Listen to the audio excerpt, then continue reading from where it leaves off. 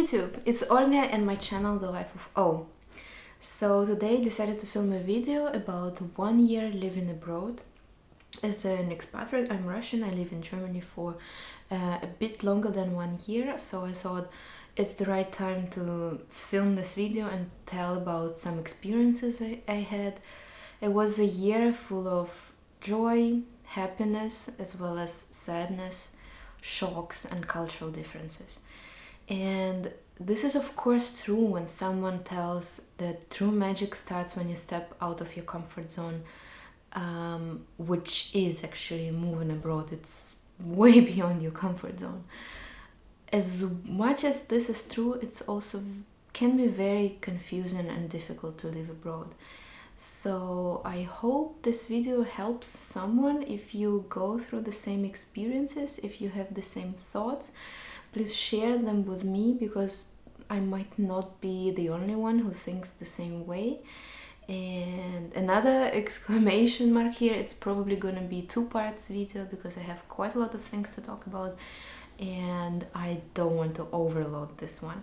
So part 1, let's jump right into it.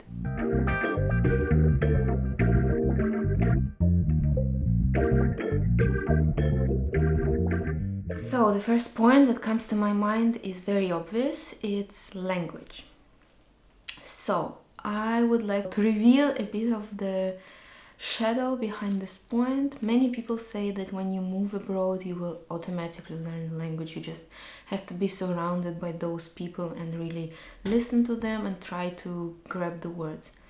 Let me just tell you, it is not true. I mean, it will not happen automatically.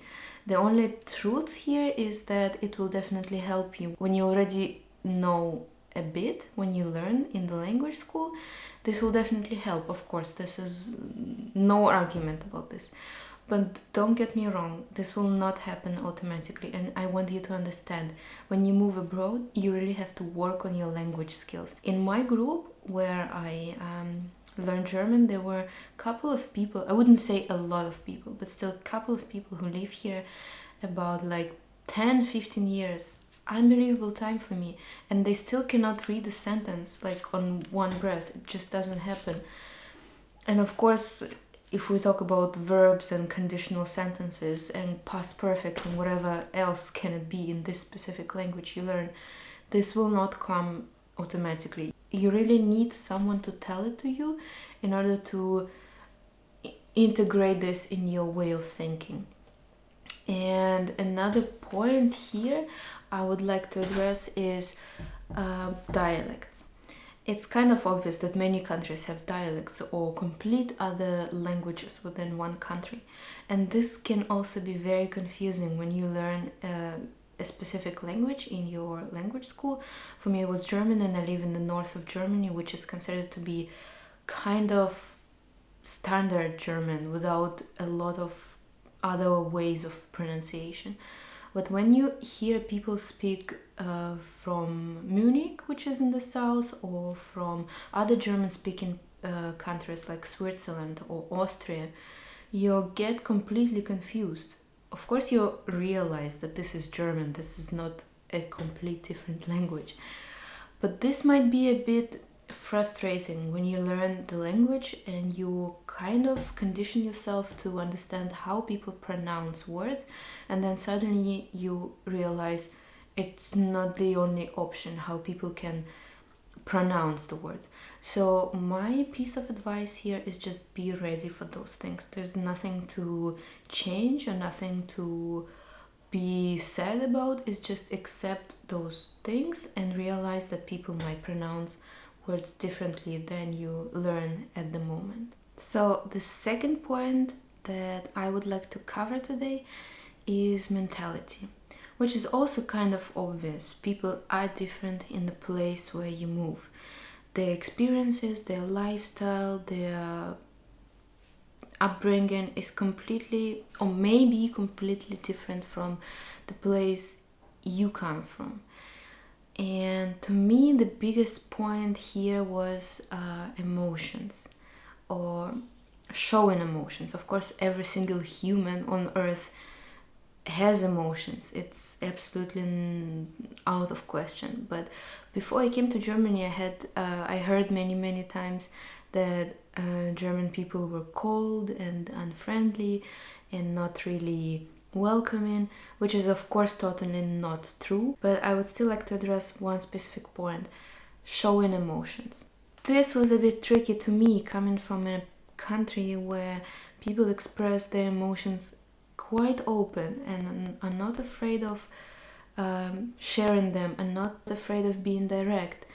So when I came here, this was a bit of a shock to me to realize that it might not be very obvious. I cannot read people's faces because some of them do not really show the emotions. So you kind of never know if the person is angry, if the person is sad, if the person is disappointed at you, or if the person is happy, or if it's just a normal face of welcoming you when you come inside the room.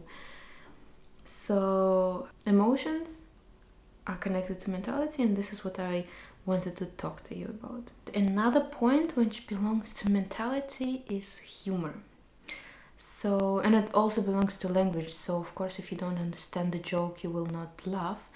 But I would like to underline here that the whole idea behind humor is culture. So, when people laugh, they believe that in this specific cultural background, this is funny. So, I really encourage you to learn the language, to really study hard, because your friends speaking English or your boyfriend or your girlfriend will not help you here. Because, well, how do you imagine this? Someone tells a joke, everyone laughs, and then someone else tells it to you in your language or in English. Not funny, right? So learn the language will be much easier for you. I think this was pretty much it. I covered a couple of points, not a lot, but this is going to be a part 2 to this video, my impressions on my experience of living abroad. And before I sign off, I would like to introduce my new friends to you. Share foxes. Look how cute they are. So, do you like my videos? If you do, give me a thumbs up, subscribe to my channel, and share, like share foxes do. Bye!